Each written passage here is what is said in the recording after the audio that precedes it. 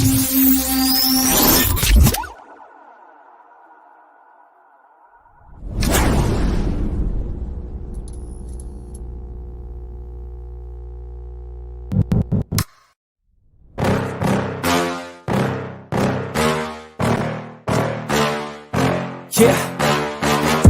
Please tell me that I can't, that I won't, that I fail, that I'll never make it out, yeah. Please tell me all the bad, never good, fill my head full of every single doubt, yeah. Please say any negative thoughts, I pop off when I hear people say I cannot. I get off to the thought of proving everyone wrong, I won't stop to the top, so you better back off and get lost. I'ma stay loud, stay proud, never running out, never heading south. I'll be spreading out, call it word of mouth, can't put me down, I'll be getting loud. You can have it douse, not what I'm about, have your fucking cloud. It be raining now, I keep making sound, go another round, bitch I'm legend bound, can't stop me now. You don't wanna fuck with me. A slow burn like a disease. Just tell me that I can and I'll show you things that you couldn't believe. Just tell me that I can. Just tell me that I can. Just tell me that I can. Just tell me that I can.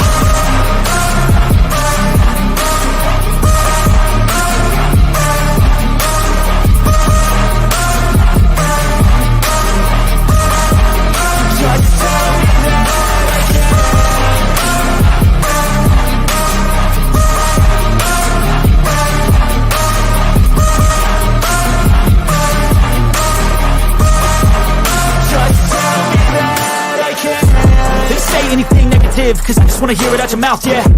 Give me fuel, it's a tool that I use to go ahead and run my fucking mouth, yeah.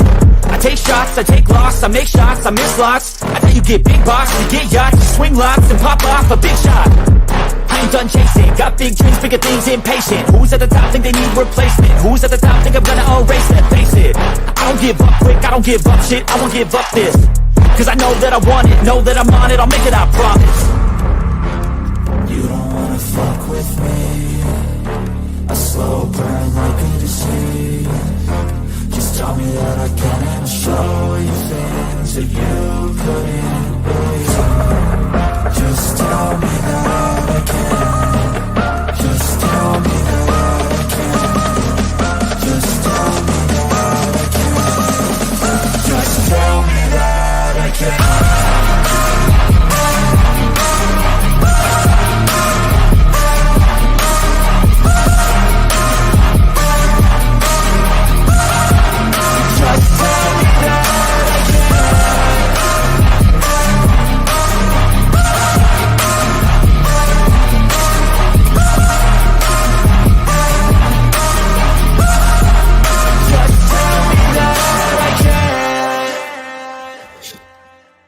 Yo, what's going on, everybody? Welcome to the Late Show, episode number 41. Tonight we are joined by our homeboy Chaos, and we're going to do a recap of the latest Rumble episode we just did. So if you missed it, guys, you need to come over and check out the Rumble channel. We just watched the UFOs and NATO. So Chaos, what did you think of that? Oh, before we start that, I gotta do roll call. We gotta do the whole shebang of the show like we normally do. Hold up, what we got there? We got Miss Sue. Miss Sue, congratulations on becoming grandmother again. We got G Music, Chaos, Shell, Yukon. What's going on? Ruptured Duck. That name looks really familiar. Scorpion. Yeah, Duck's been around for a long time. Yeah. I told him we were live, so I was like, "Come on over." Okay, yeah. I'm sitting there like, yo, that name looks really familiar. So if I'm missing anybody, I do apologize. But if we got Bama, Callie, Miss Arlene. Yeah. So yeah, guys, say hi in chat so we can say what's up to you guys. Let me get the email thing scrolling across the bottom over here. So how you doing, Bass and Chaos? How you doing? Oh, doing pretty good. I'm just happy to be here. I love the wallpaper. I see you changed it, and dude, it's the first time I've actually really sat down and scrutinized your opening. I gotta have you make one for me that has like fire and brimstone and dragons, man, with heavy music, because that's awesome. I was like, that's really cool. I got you, man. Just all you gotta do is let me know what kind of stuff you want, and I got you. I just hey, fire, brimstones, dragons with heavy music. You just let your imagination run wild. I don't know, man. All the colors got us looking like the Heart Foundation from WWF. Hell yeah. Oh yeah.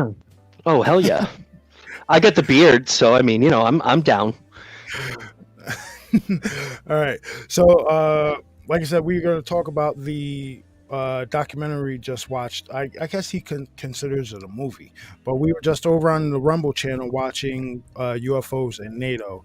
And like I said, for a few of you guys, you might be a little squeamish, but it got into what happens to human beings in the same vein of what happens to cattle. You guys have all heard of cattle mutilations when it comes to UFOs, right? Same thing happens to humans. And this documentary went into the a NATO team and a dude that worked on a NATO team that responded to these said uh, unfortunate events. I'll call them. Well, at one point in the documentary, they said that there were 7 different bodies found in the same field within like 3 weeks of each other. Yeah, and they the story was going to be that they were somebody was dumping mannequins. Yeah, so I truly think that this is one aspect of the UFO UAP phenomenon that they aren't going to touch with a 200-foot pole. They're not going to talk about this shit. And the response team that this guy works on, could they say be the same type of teams that people like Michael Herrera were encountering, or say the guy what the hell? I can't think of the dude. Dude, I have the video. I'll send it to you right now. I have it downloaded. I It's a can't short think of snippet, but he had a UFO. He in the 90s he was a part of a UFO crash in Peru, and Black Ops showed up there too. So I don't know, man. What do you guys think? It was well, I mean, for the first minute or two, I was totally invested. It was actually a really cool documentary. They gave a lot of information, a lot of, the thing is that as far as like the human mutilation thing, one of the things that were mentioned in the video that kind of struck me, I don't know how related it is, but he was talking about some things that went on in Peru in 1988. And, Yep. Then not long after that, you had the Varginha, Brazil incident. And now, apparently, there are, 7-foot tall aliens attacking villagers in Peru now. So, Well, now that's not just now. Apparently, back in 2013, this is surfaced. It was in a Peruvian newspaper. There was a gentleman found, and his face was taken off. So this has been going on. Yeah. So this is since at least 2013. They've been doing this to people down there. So yeah, so that whole narrative of illegal miners with jetpacks, are you serious? Maybe Bechtel would have the means to give their miners jetpacks, but not illegal miners down there in Peru. I don't believe that for a damn second. yeah, I mean, let's face it, the people that would live in that area of Peru, I don't think that they would have, they may have super bright spotlights to be able to shine in people's faces, but they ain't going to have a jetpack. I mean, that's a little suspect to me, Like apparently, like when they were describing where this village is in Peru, it takes 10 hours by boat to reach it. That's remote. You know what I mean? So if I don't see the point in dressing people up as aliens to just scare them out of the area. Not when you can just go remove them by force. What would be the whole point of going through that whole masquerade? Do you know what I mean? I'm kind of thinking, could these be PLFs down there? PLFs? Programmable life forms? Oh, maybe. I mean, they usually say the short ones are the, you know, PLFs, I guess, but the tall ones Well, could be something different. well, I say that because they're saying these things are quote unquote bulletproof. Mm. You know what I mean? And they're now I take that as they're possibly wearing armor, or maybe they're a robot or some kind of biomechanical mechanism. Well, either You know that, what I they're mean? not using the right bullets. I was thinking that the other day too. Like I'm pretty sure most of these they're mostly farmers down there, and I'm pretty sure most of them are just shooting like buckshot and shit like that. They're not shooting slugs. Buckshot, So 22, if anything, you know. yeah, so they're not really. I don't think they're shooting at these things with any heavy caliber. So it might. So if they are wearing, say, a protective layering, it might not be. It's not going to penetrate because I brought this up before. You remember? I know they took creative licenses with it, but in Fire in the Sky, when he escapes out of the membrane and he's floating around in there, he sees that gray suit. Maybe these things are just wearing like biomechanical suits. Well, yeah, I mean, plus, if also referring to the same movie, when he's getting worked on by them, I don't know if it was the fact that this movie was made in the 90s or something like that, but these they showed like what would look like a helmet that had the big black eyes, like is commonly referred to. But when they were working on him, they're looking at him like, you know, with like human-like eyes. Yeah. So, Now, I mean, that's a good possibility. I think personally, and I'm not trying to take like a middle of the road stance on it, but I think when it comes down to it, when you're looking at an alien life form or a highly advanced civilization, excuse me, I think anything goes in that type of vein. You know what I mean? yeah. Now, so I'm going to bring up one aspect from the UFOs in NATO. The gentleman who worked on the team said that he had observed alien beings before, and they said he said they looked like demons. Now, what if, say, when they took Fire in the Sky, right? They used a little creative licensing with it because they didn't add what happened to him once he broke free of them when he was floating around the ship, right? But what if this gentleman, when he saw that these beings that were crashed, he saw them out of, say, their protective suits, right? And that's why he say they look like demons, because they might have looked like that shit in Fire in the Sky, in the movie Fire in the Sky. Mm. You know what I mean? So, or I don't know. I'm gonna say it again. Go read Federal Underground if you can find it. This book came out in 2015, 8 years ago, and I'm telling you, they're talking about everything that's going on right now. If I may, for a moment, with a lot of the research that I've been doing for certain stories, like I was kind of telling you guys backstage before, you know, you started playing the music and we went into this.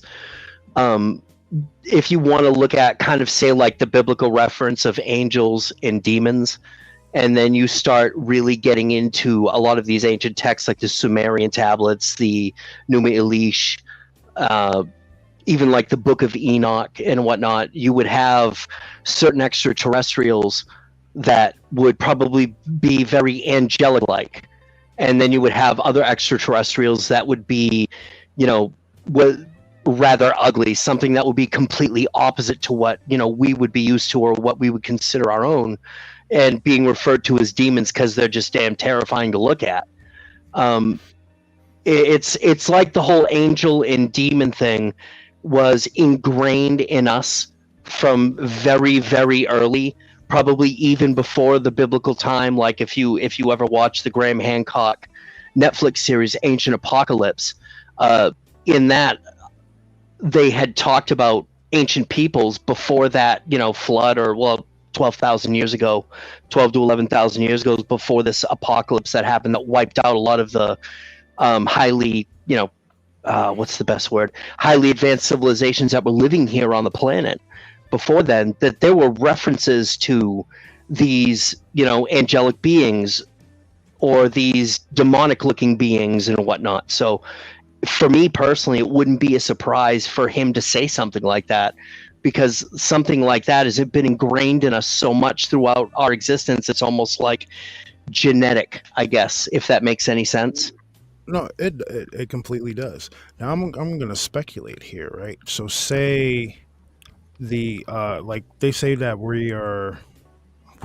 the main species that are interfering with this with us are the quote unquote reptilians and the greys, right? Now, what if you trace back? What if they're really the serpent from, or the snake serpent or whatever from the Garden of Eden? They trace all the way back to then, right? And something happened, and they went underground, and they've been stuck underground, and they come up every once in a while to scoop up people and bring them back down into their lair. And now that's where you get into the story of the Calvary. When the hell did the Calvary find that cave, Bass? Was it the 40s? That was late 30s, early 40s. All right, so Chaos, did you ever hear the story of the U.S. Cavalry that was out in New Mexico, and they were out there searching, and they came across this cavern where they found a bunch of ancient. Well, they were chasing a bunch of banditos who ran into this cavern system. Yeah, they did that have anything to do with Teddy Roosevelt and his Rough Riders? Because I think I'd heard a story that he and his Rough Riders had kind of somewhat of a similar experience, or is this something different? It might be something different. Like, okay, I was saying, indulge me. Tell me about this. Yeah. So yeah, apparently the cavalry had chased these banditos, and they found this cave system. And when they entered this cave system, they found what would be considered to us now computer monitors, banks of computer monitors lining the walls and shit. And when they went deeper into they started taking stuff out of here. And when they ventured deeper into this cave, they came across the inhabitants, and the inhabitants were Greys. Like they had apparently the Greys had been living there for upwards of 1,000 years. They've been underground. So what if they've been underground the entire time?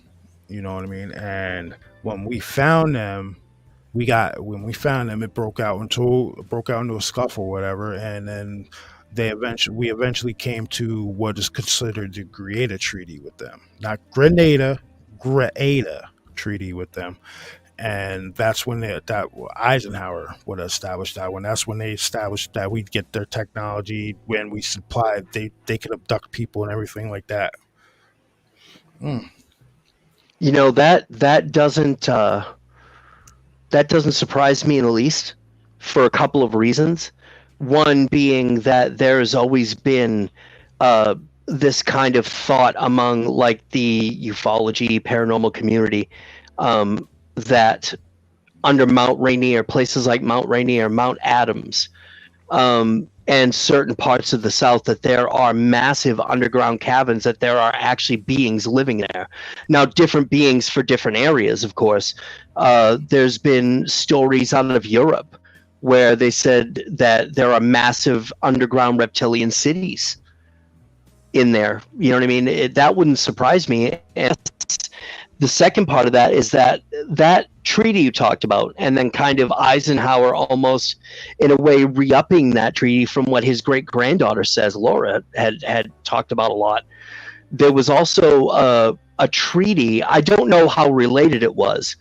And as much as I've tried to read up on it, I'm going to give you the information that I have, so it might be wrong. So I'll say, if there's anybody in the chat who knows more than I do about that, feel free to please say something, because if I'm wrong, I want to be set right. You know what I mean? But what little information I have is that I'm not sure how long ago it was, but there were apparently at Joshua Tree, there were some native elders that had met with some ETs at that area, and they said, we're going to just start doing our thing. We're going to reveal ourselves. And they had come to kind of like a loose treaty that said, give us, I think it was either 50 or 80 years, because man is not ready yet. And then that time was up apparently in September of 2020. And ever since September of 2020, we've been seeing this massive jump of things in the sky, even more so now than we have before. I mean, just from and maybe it's only because I just started noticing it since that time, but it's like literally it's everywhere. Now you've got the government trying to come out with a very soft disclosure, and Bass and I have talked about that a lot. We believe we know what's coming because he sent me the clip from that video a long time. It was like a couple of years ago, I think now, from the James Webb Telescope. That thing coming in from deep space. Yeah, it looks like the holy hand grenade. I mean, I'm not trying to be funny, but that's literally what it looked like. And now you've got the soft disclosure coming in, and for me, obviously, it's going to be one of two things. It's either going to be a false flag, or there is something coming that they cannot, cover up any longer, or it's a combination of the both. I'm leaning toward the combination of both. Like they know what's coming, and they know what's coming, and what's coming might be positive, and they want to put their spin on the shit. That's why they're pushing this narrative like they are. You know what I mean? Well, there was always a belief, and it was written in Zecharia Sitchin's work as he translated these ancient tablets, that the Anunnaki are going to return. And I had happened to see on Twitter some time ago, and actually heard it in a radio show that the Sandia Mountain ET crew, White Otter and Sue Walker, had been talking about, was that at the time there were many different ETs on the Earth at that time, before kind of like the biblical era. And the Oa were the ones that built the cradle of civilization. Now, or Oa or Oa, the way that they pronounced it. I think it's OA. How the exact pronunciation is, I'm not 100% sure. But if they were the ones who created the cradle of civilization, Egypt, Sumeria, all these things that kind of, created humans, did their thing, like, we've read in these books and these tablets, that I would assume that they are the Anunnaki, or referred to as that. And if that's the case, I mean, I think it's a crapshoot whether they're benevolent or they're just coming back to kind of throw the smackdown on us because they thought they took care of us the first time. Yeah. So, Stephen Greer said in a few occasions over this summer that a timeline has been put on this shit, and it's like it needs to be solved within like 6 months or so. So I wonder. And he at first he was very vague about it, and then he started putting emphasis on it, like this needs to be solved. Now, rewinding back to the Anunnaki, right? A while back, it was just a random little interview thing I came across. Apparently, this guy was a government aide, worked for the government. I forgot, he might have worked for like NASA, and they were asking him what. So what have you heard about the what's going on? And he had said that the rumor mills was going around that the Sumerian gods were on their way back to returning.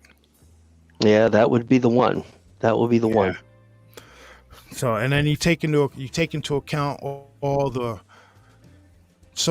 weird have you seen any of the videos where people are seeing like double suns and like weird shit in the sky and everything like that?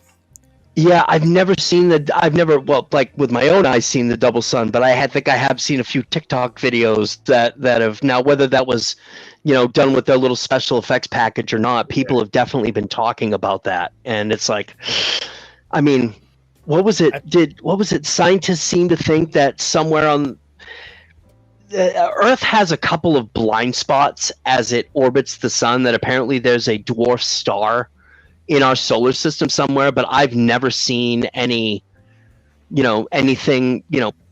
like peer-reviewed papers on it. I'm not saying that it's not there. I just haven't seen a whole lot about it other than talk.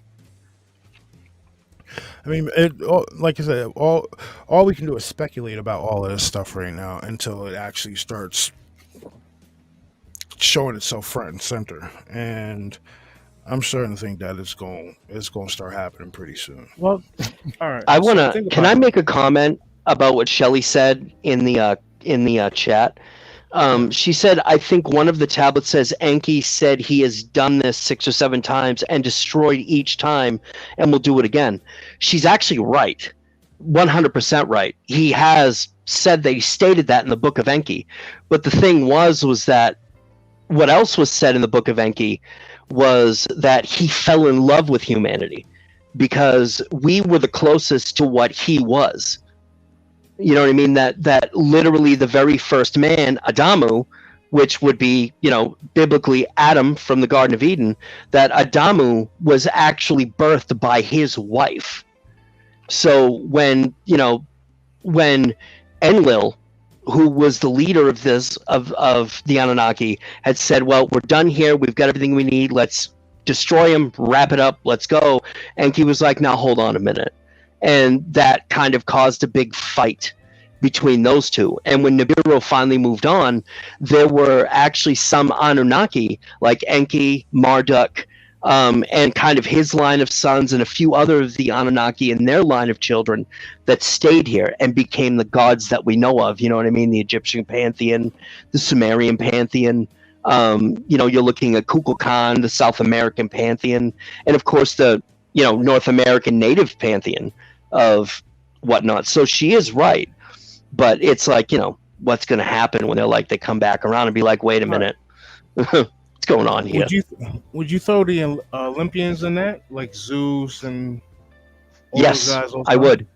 I would. I just forgot to mention the Greek pantheon, but yes, I would.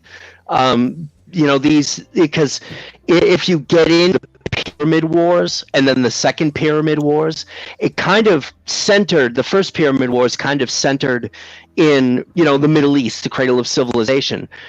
But with the second Pyramid Wars, it kind of expanded out to other peoples that were close by. But yeah, most definitely, I would say, I think that all of these different pantheon of gods that all these different cultures have are the same gods. They're just looked at differently.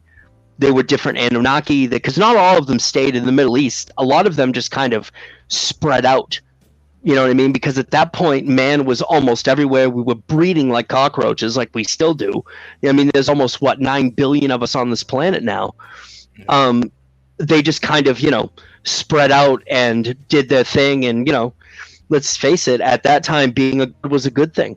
Who wouldn't enjoy that if you were in that situation, So I just had something click for me. All right. You guys remember maybe like last month or so when all the videos were floating around about the people freaking out on the planes? And there was the one about the Chinese, the gentleman on the Chinese airplane that freaked out, and they were translating it, and he said something about this is the 6th turning.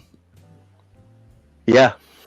Honestly, I thought we were at the 4th turning, but we may be at the 6th. I mean, to tell you the truth. He said something about the 6th turning, and I put Shell's comment back right on there. I think one of the tablets says, I think he has done this before 6 or 7 times. What? I'm clicking that together, dude. Maybe there might have been something to that, man. May have. I mean, if I'm gonna guess, and this is just kind of speculation at this point, and I'm speculating from everything that I've been able to consume from these ancient tablets, Zachariah Stitchin's work, the work that Graham Hancock had done. I want to say that the apocalypse that happened, with the Atlanteans, and you had Lemuria and all of these different cultures, that when the original host of the Anunnaki left, that, a comet, it's rumored within some of this text that a comet or an asteroid was brought in and hit the Earth to wipe all of us out, and including Enki and the other Anunnaki that stayed, that if he didn't have a hand, and they survived, and he didn't have a hand in being able to help repopulate the Earth a little quicker than it normally would have happened, I mean, because if you think about it, we've come a long way from, being cavemen in so many, what, 10,000 years or whatever. We've literally come a long way rather quickly. And the Anunnaki were here 400,000 years ago. It wouldn't surprise me if there were, 6 or 7 apocalypses before this. You know what I mean? And just trying to get it right with us, but we're difficult. So. But you know what? With that's where you find some of these old archaeological sites where they're bringing up stuff that shouldn't have been around. Like, for instance, the Baghdad battery. Yep. Yeah. I mean, it was Robert Schoch and God, who else was it? But it was Robert Schoch that had gone into Egypt and looked at the Sphinx and said, "Wait a minute, this stuff right here, this is water erosion." Now, that would have been thousands and thousands, upon maybe tens of thousands of years since water's been in Egypt, because nearest I can tell, even though at one time Egypt was supposed to have been lush and not just a desert, would have big areas of trees and greenery and whatnot, I don't recall hearing about a, real flood that encompassed Egypt. Now, if they want to say that maybe that flood about 11,000 years ago, or say the Noah's Ark flood, Epic of Gilgamesh flood, that type of thing, was that, and it encompassed the entire world. But there's evidence to suggest there was a massive flood on the world in the world around that time, but not all of the world was covered in water. Just major certain parts of it. Maybe a little bit reached Egypt, but from the dates that Robert Schoch is talking about on the Sphinx and the other pyramids, the Giza Plateau, it would have been tens of thousands of years that something like that would have. Isn't there speculation that the Sphinx is way older than what they've been told? What the numbers but are?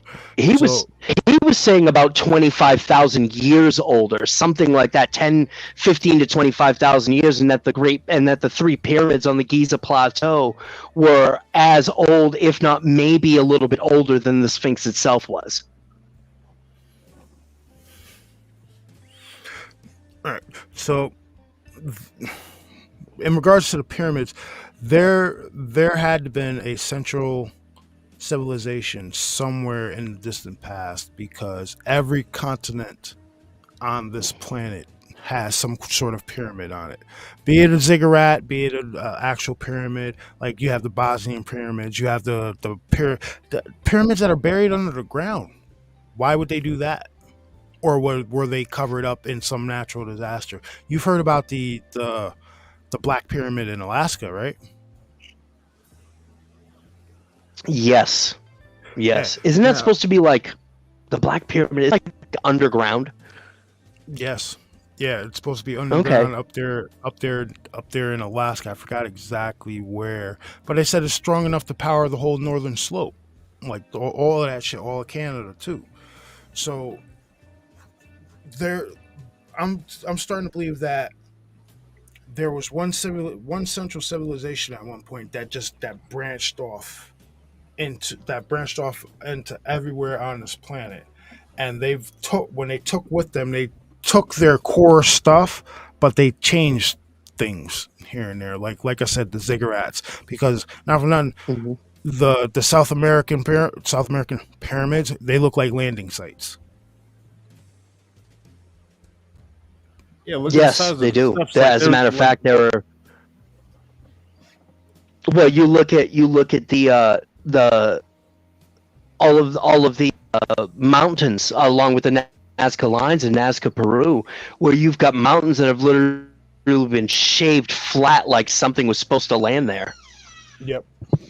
Yeah, and on the top of all these ziggurat pyramids down in South America, look at the size of some of these steps leading up to the top.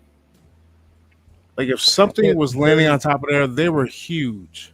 Yeah, they weren't out of this average. They weren't average human size. Let's say that. Now aren't the reports of some of the Anunnakis being of big stature? They weren't normal human size, like 6 feet tall. They were more like 8, 9, 10 feet tall. The Anunnaki were Yeah, something to that nature. That from what a lot of the descriptions about them were thanks, baby. Were had to get another moxie, but for a lot of the descriptions about them, and you can actually see it on a lot of the older hieroglyphics and. Mm-hmm. You just cut off, dude. Show up and hop out and stop right up there. Yo, Gaz, you good? Yo, Australia has pyramids. Australia has pyramids. Some have been destroyed. I don't believe in coincidences, ladies and gentlemen. And there's too many. There's pyramids all over this planet. dude, I'm pretty sure there's something down there in the Grand Canyon that they don't want people to say. Like they've been finding like hieroglyphs in the Grand Canyon. Like that's crazy. Well, they found red-haired giants in the Grand Canyon too. Yes. Mr. G said 10 to 15 feet tall. That sounds Yeah. about right for the Because pyramid. I remember there's one specific hieroglyph where I think it's an Anunnaki sitting on like maybe like a throne or something like that, and it's holding what looks like a small human. And there's small humans lined up right in front of it, like they were giving it an offering. Mm-hmm. And that thing looked huge.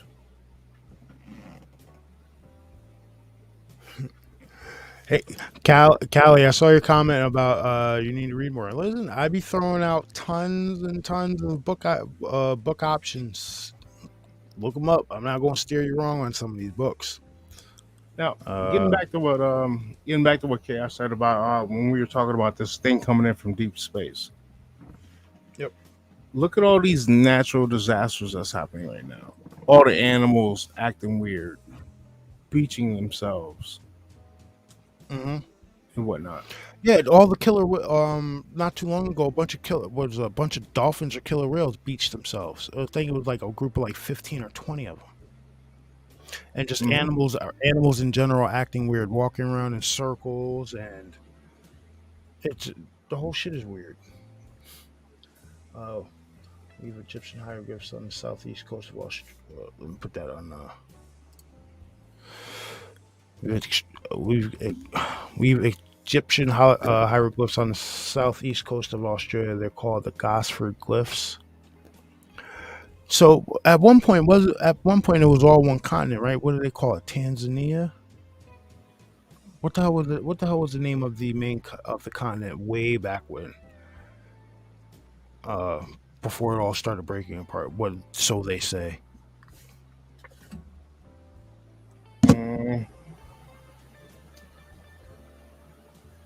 Pangea, thank you, Shell. Pangea.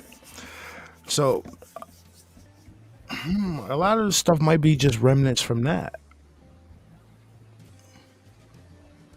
Oh, fun to speculate. Well, Pangea does make a lot of sense because if you actually take the landmasses and put them together, they actually fit like a puzzle piece. It's just like you'll have like massive lakes in between like Europe and America, depending on like you place it. But all that shit lines up. Like, isn't there a map floating around, like an old school map that somebody came across, where it showed what the world looked like before everything broke apart, and that's where they get the name Pangea? Yes. Hold up, let me put what Shell put on the thing. Then allegedly Pangea broke into the northern and southern hemisphere, and they each broke up further.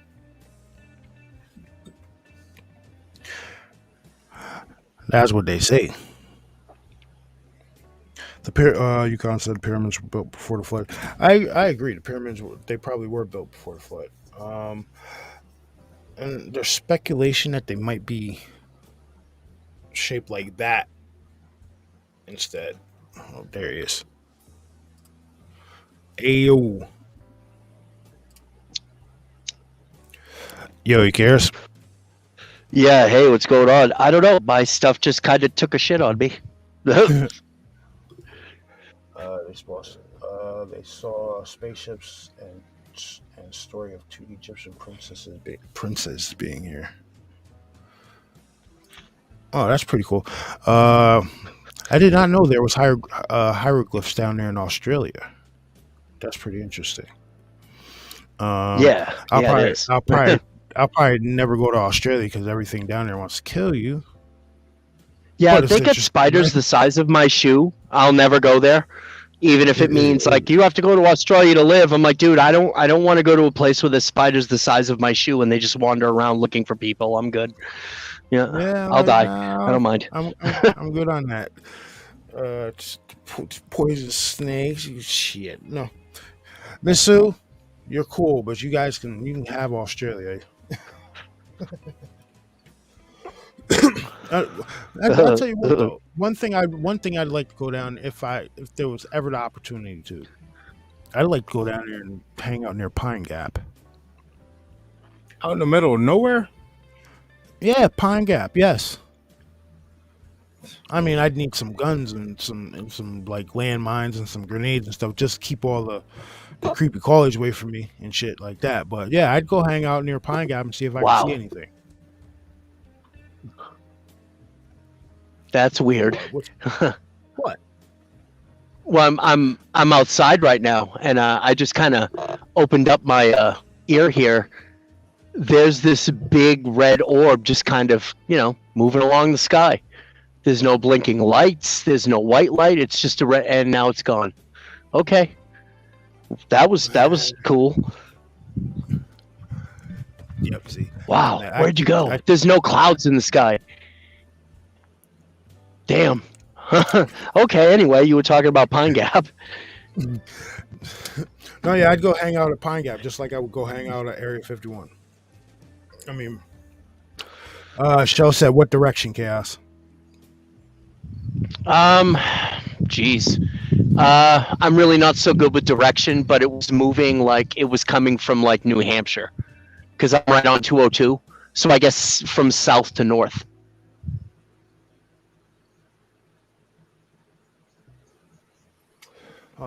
And now there's a plane. There's a plane coming in right behind it. But this is different because it's coming up the same track that this red orb just did, this red light. So Is the plane slow moving or a little faster?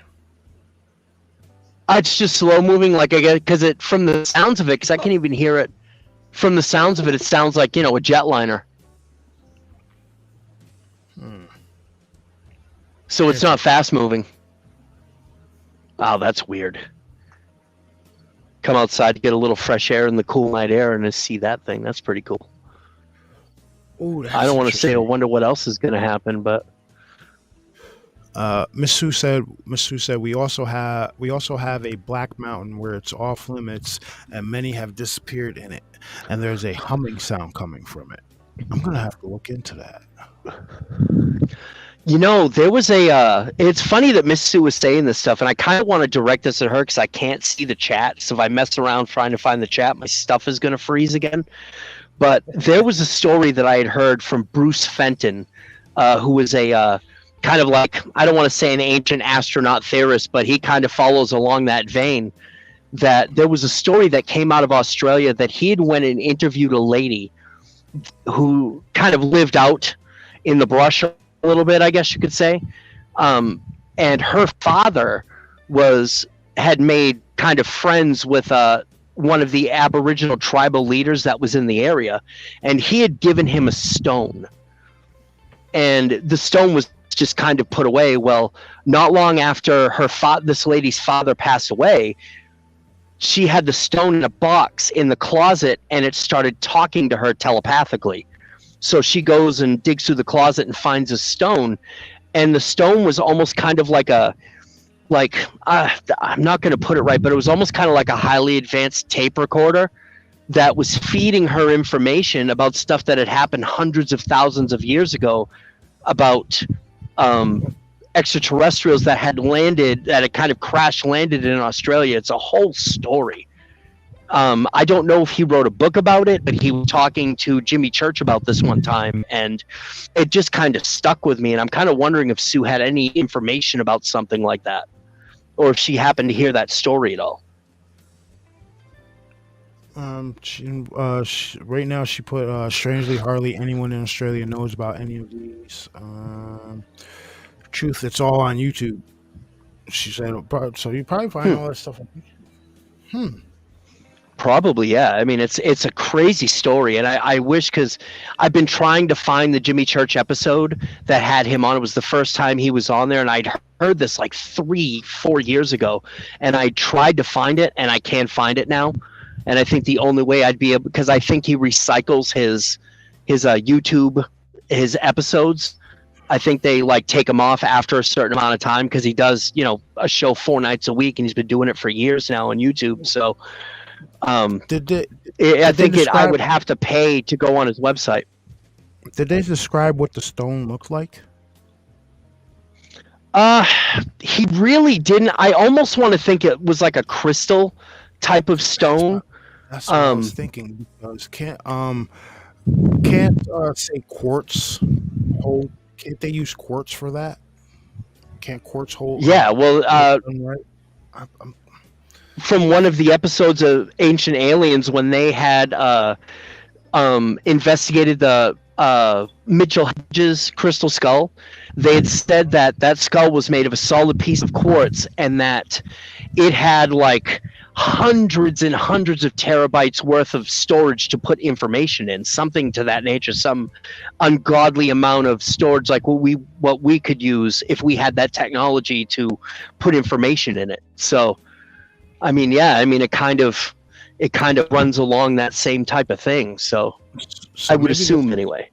So maybe this stone that was feeding her information was maybe, say, from the same era of when the crystal skulls were made using quartz.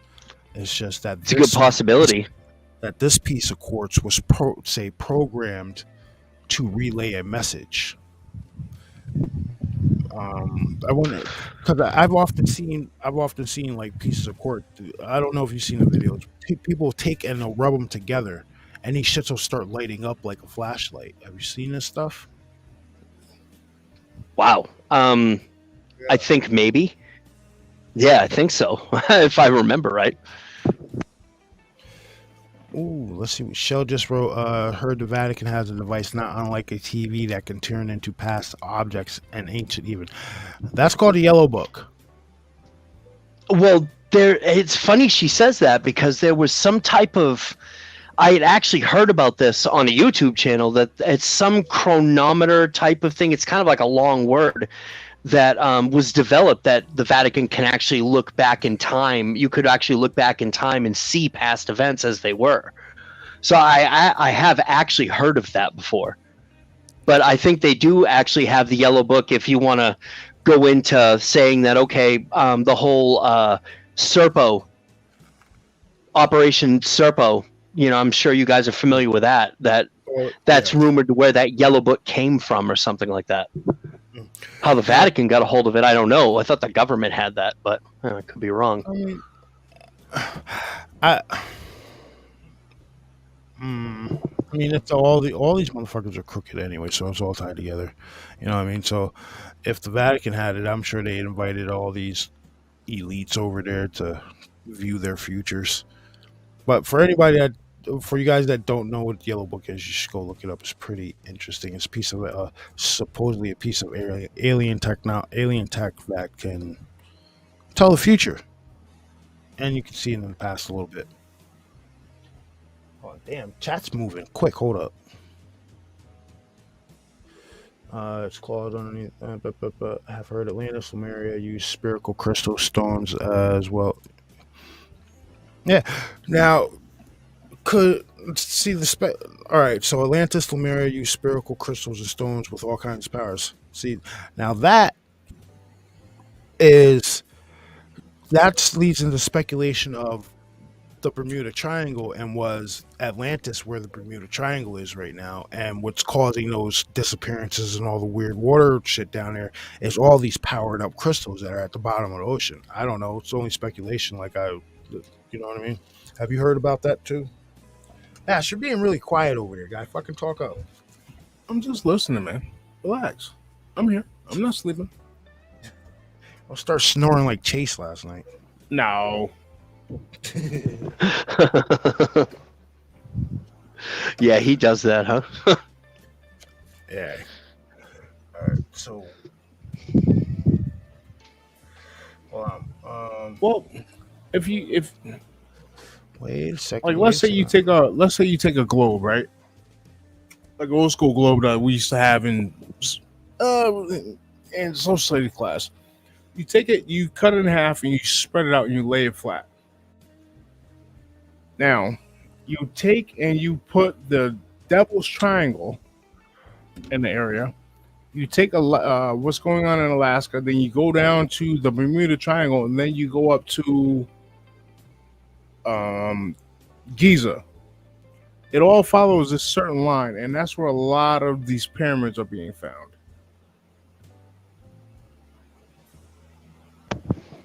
Well, that almost comes along with the whole like ley lines type of thing. You know what I mean? That a lot of these obelisks and pyramids were set on ley lines, you know, throughout the planet, kind of almost like a power lines, I guess you could say. They say that about these. They say that about the underground military bases too. That a lot of them lay in spots where ley lines connect. Well, I guess if they were smart, they definitely would do that. Yeah, to use like a natural energy source.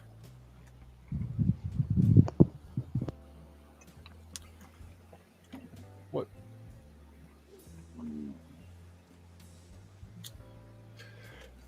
That's a bold statement. What? What Ralph put in the thing. I don't believe any of those guys.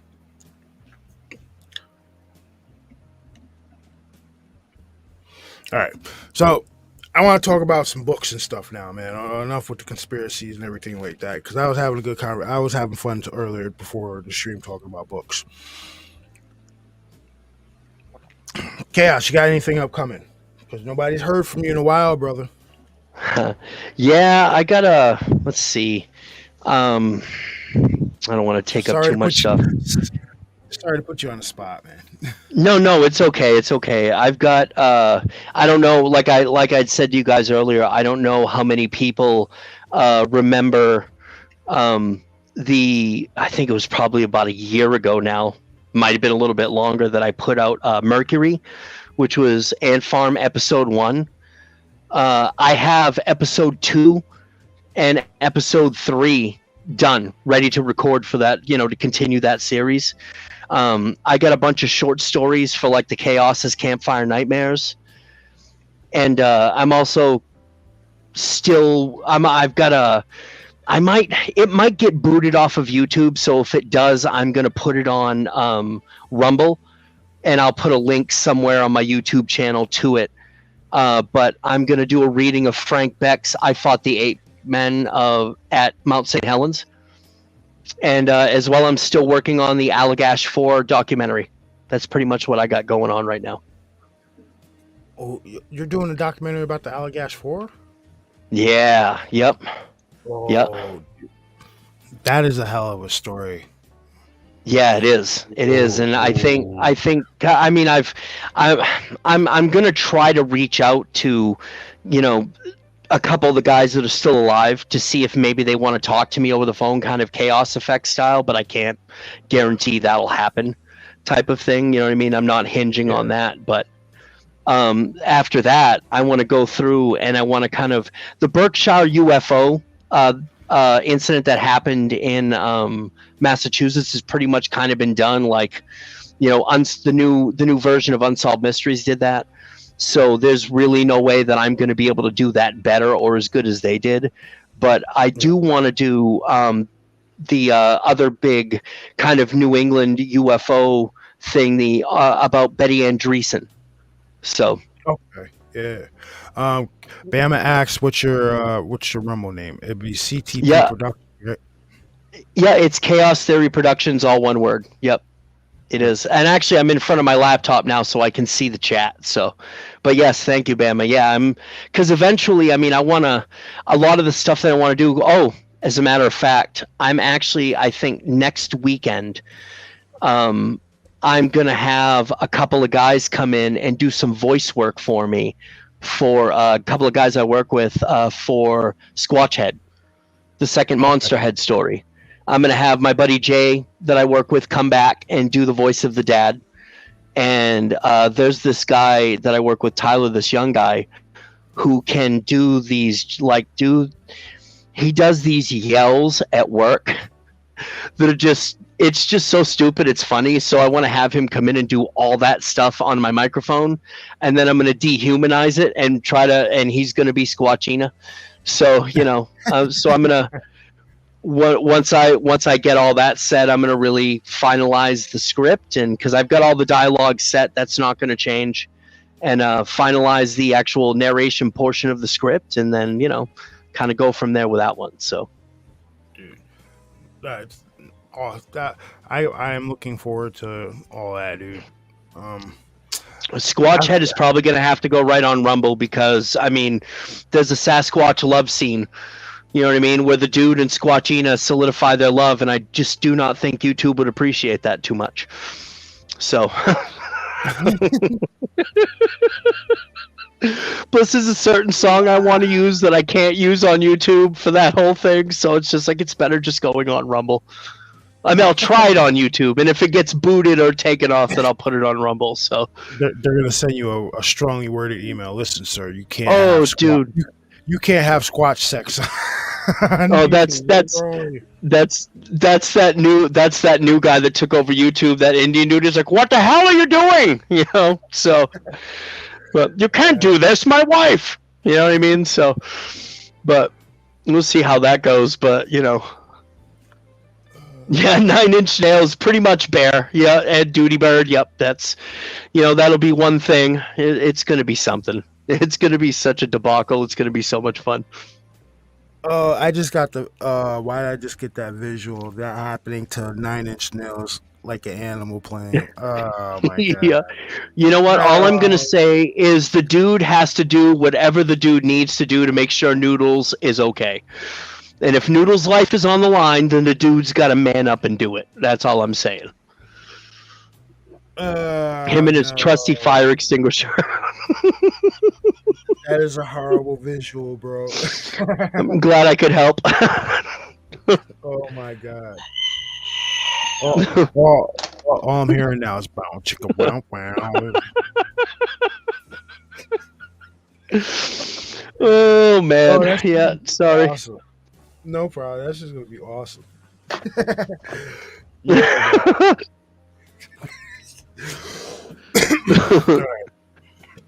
So, yeah, I'm gonna send you my buddy's story so you can read that shit. I'm really good. Matter of fact, while I'm here, I'm gonna forward it to you now, because I already told him. I was like, yo, listen, I'm gonna talk about your story on the show. I'm not gonna tell the story on the show, but I'm gonna talk about it. So, I should have it right in. I should have you right in my. Hold on, that's the truth email, not my normal email. All right. Yeah, you have my email, right? I believe I do have it in my normal email. Let me just. All right, we're gonna click on that. Oh, I'm kind of wondering. Hey, Bass. Yo. You remember that story that I did for Paul the Matriarch about the Bigfoot clan, but only it was from the perspective of the female Bigfoot, the matriarch of the clan. Yeah. The two rednecks in the very last episode, Ted and Dave. I'm sorry, I broke up a little Those, bit. Right the two rednecks that were in the final episode of the Matriarch, the last chapter, Ted and Dave. Yeah. Those two are going to make a return in a story I'm writing called The Ballad of Jackie Wayne, and that's all I'm going to say. So. All right, yeah, Chaos. I just sent it to you. Nice. Yeah, I'll check that out. I'll check that out later on, probably tomorrow morning or something like that while I'm drinking my coffee. Yeah. Oh, another thing I want to. I don't know if you've ever taken the time to do it. Have you ever read 8 o'clock in the morning? No, I haven't. So 8 o'clock in the morning is the short story that They Live is based off. Oh, really? Yeah, like I was watching Ooh. They Live a few days ago, and it's we saw it come across being it based on short story 8 o'clock in the morning. So I was like, oh, you know what? I went and looked it up. It's like 6 or 7 pages. So it's pretty much this guy goes to like a show and he's at a hypnotist or whatever, right? And the hypnotist snaps his fingers and he's like, I want you all to wake up. And when this guy wakes up, apparently he fully wakes up. And when he starts looking into the crowd, he sees these things for what they really are. Now, in the movie, you saw what they look like in the movie, right? They're like blue skin, Yeah. gold eyes, shit like that. No. In the story, when he wakes up, he looks out into the crowd and he's seeing a bunch of lizard people, reptilians with like shining gold eyes. And it gets to the point where he goes to his girlfriend's house and like he goes to his girlfriend's house. She turns out to be human. He kills her neighbor, brings the neighbor over there and was like, yo, what do you see here? And she's like, that's Mr. Johnson or whatever his name is. And he sees him as the fucking lizard man. And the story, the reason it's called 8 o'clock in the morning is because after he gets dehypnotized, he gets a phone call. And it says it's this voice telling him, you are going to have a heart attack at 8 o'clock in the morning. And it says it like twice. And then he goes through all of this shit. He kills the girlfriend's neighbor and everything like that. He goes to the newspaper, no, not the newspaper, the news station, ends up killing a few security guards and shit like that on camera. They kill him, and he starts a whole like revolution, but he never gets to see it. Why? Because he dies from a heart attack at 8 o'clock in the morning. Yo, dude, that's so good. You're gonna be like, yo, why wouldn't this shit? They Live was awesome, but this story would have made They Live way better. Yeah, I mean, who knows? I mean, where Hollywood has this penchant for remaking stuff, it would probably be cool if James Cameron would want to, or no, John Carpenter would want to. Was it John Carpenter that made They Live? Yeah. Would wanna like, redo that and do it like that. That does sound pretty cool. Sweet, thank you, Shelly. I appreciate that. She sent me the link to that. And I think. You know what? I don't think that will fly nowadays because remember they tried to reboot the series V. It was on for like a season and a half, and they ixnayed that shit real quick. But you can't. No, we're not talking about turning They Live into a damn series. We're talking about turning They Live. I'm talking about rebooting it.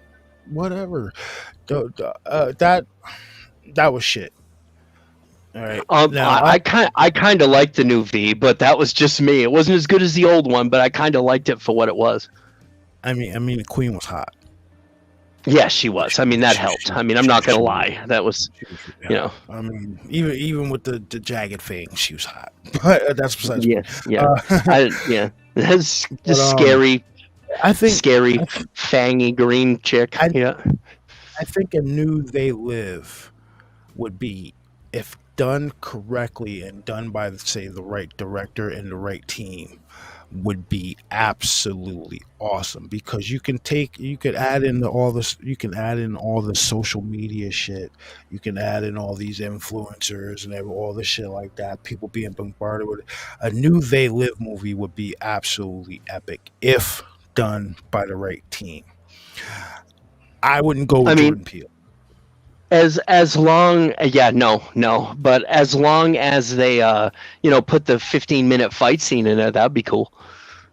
Oh, the 15-minute one-shot fight scene? Yep. It was like, you think it's over 5 times, like, oh, they're still fighting. I'm like, wow. So I had I have no problem saying this because it's not going to happen. But I had a little bit of an idea how they could redo a They Live movie, right? So a few episodes ago, we were talking about this phone that can pick up Mandela effects, apparently, right? So I say, Really? Hmm. yeah.